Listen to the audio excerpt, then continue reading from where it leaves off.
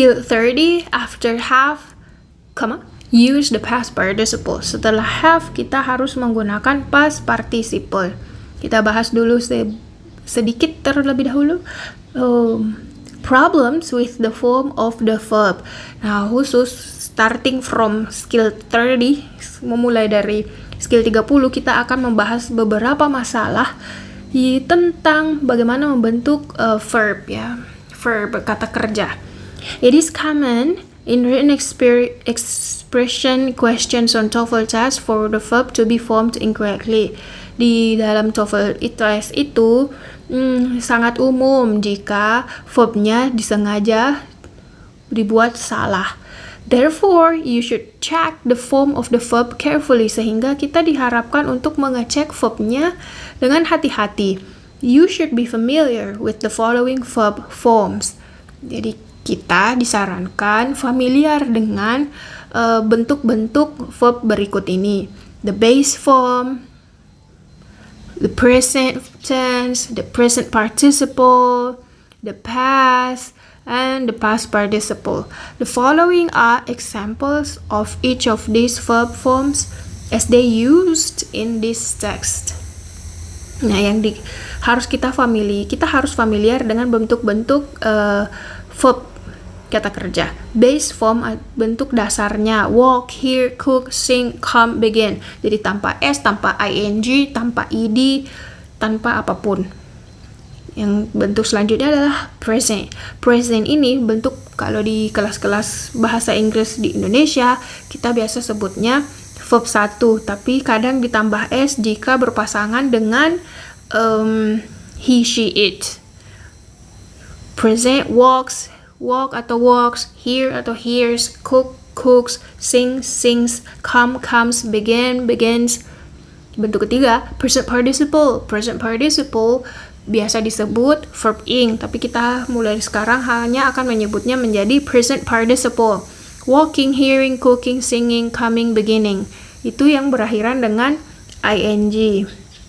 Terus yang keempat ada past, bentuk lampau. Kalau di kelas biasanya kita sebut verb 2, tapi kita hanya akan menyebutnya mulai dari sekarang past. Walked, heard, cooked, sang, came, began. Bentuk yang terakhir adalah past participle. Di kelas-kelas bahasa Inggris biasanya disebut verb 3. Ada walked, heard, cooked, sung, come, begun. Lanjut, you should be particularly aware of the following 3 problematic situations with verbs because they are the most common and the easiest to correct. Nah, you should be particularly aware. Jadi kita disarankan untuk sadar of the following 3 problematic situation. Di 3 situasi yang kadang bermasalah dengan kata kerja karena they are the most common, yang paling sering, paling umum, dan the easiest, yang paling mudah untuk dikoreksi. Jadi disarankan untuk dipelajari baik-baik untuk verb ini karena cenderung mudah untuk dikoreksi. Pertama, check what comes after have. Kita mengecek apa yang datang setelah have. Akan dibahas di skill selanjutnya. Terus yang kedua, check what comes after be. Cek apa yang datang setelah be. Yang ketiga, check what comes after will, would, and other modals. Cek apa yang datang setelah modal will, would, dan modal-modal yang lainnya. Di sini ada catatan, a more complete list of verb forms and exercise to practice their use are included at the back of the text in Appendix F. You may want to complete this exercise before you continue with skills 30 through 32. Jadi disarankan catatan di sini sebelum melanjutkan di skill 30 sampai skill 32, kita disarankan untuk belajar atau mengerjakan Appendix F terlebih dahulu. Appendix F terletak di bagian akhir buku ini. Kita lanjut untuk skill 30. nanti dikerjakan sendiri. After have, use the past participle. Nah, setelah have harus penggunaannya adalah past participle. Past participle itu yang bentuk ketiga tadi.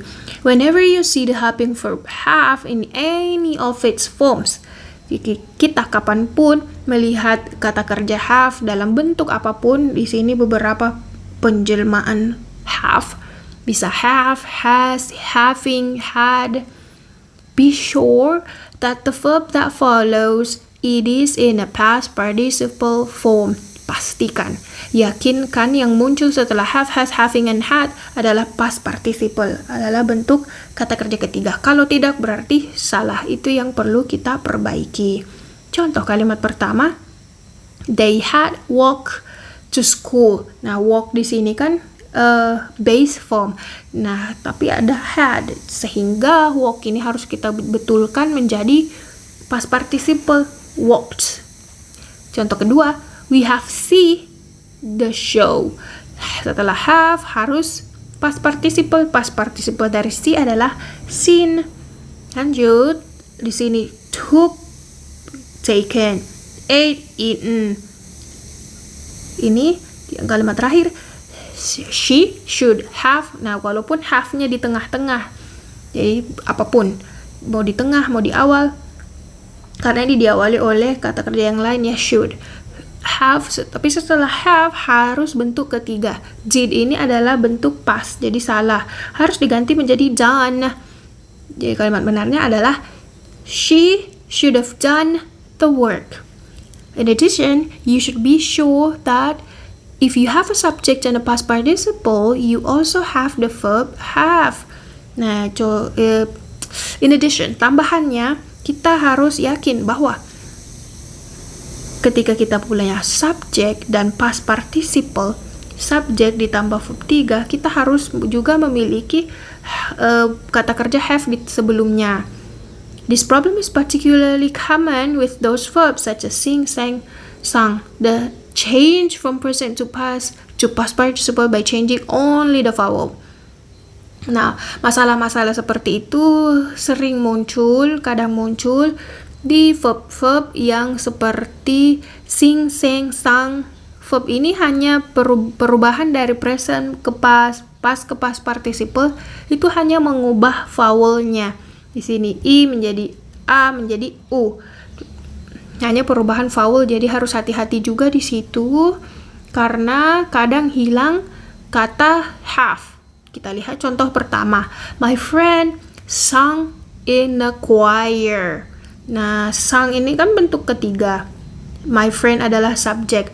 Nah, inilah yang dikatakan subjek terus ketemu dengan past participle, subjek dan past participle. Kita harus memastikan harus ada you also have the verb have. Di sini harus ada have. Makanya di sini ditulis has sung. Dia pakai has karena my friend ini singular. Pasangan singular adalah has.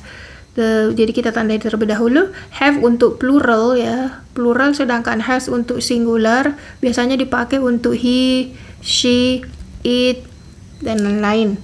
Sedangkan yang kalimat kedua, he become angry at his friend. Become ini dia kan bentuk pertamanya become, became, become.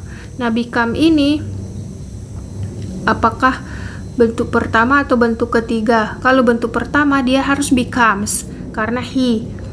Jadi pilihannya he becomes. Atau mau bentuk kedua harus berdiri sendiri, became. He became angry at his friend. Nah, kalau mau bentuk ketiga harus menggunakan have. Tapi kita pakai has karena di he ini singular. Jadi bagaimana cara membetulkan kalimat kedua ini? Boleh di dua cara. He become angry at his friend itu mau pakai past atau past participle tapi harus ada has-nya. Contoh ketiga, the boat sunk in the ocean. Sunk ini mau pakai bentuk kedua atau bentuk ketiga?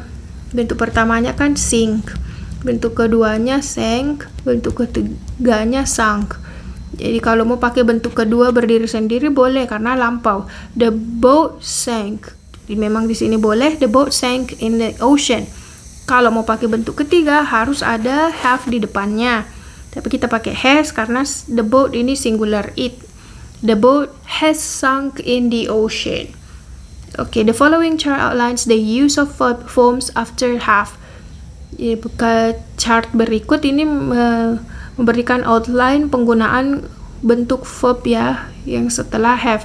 Ingat setelah have harus past participle. Oke, demikian untuk skill 30.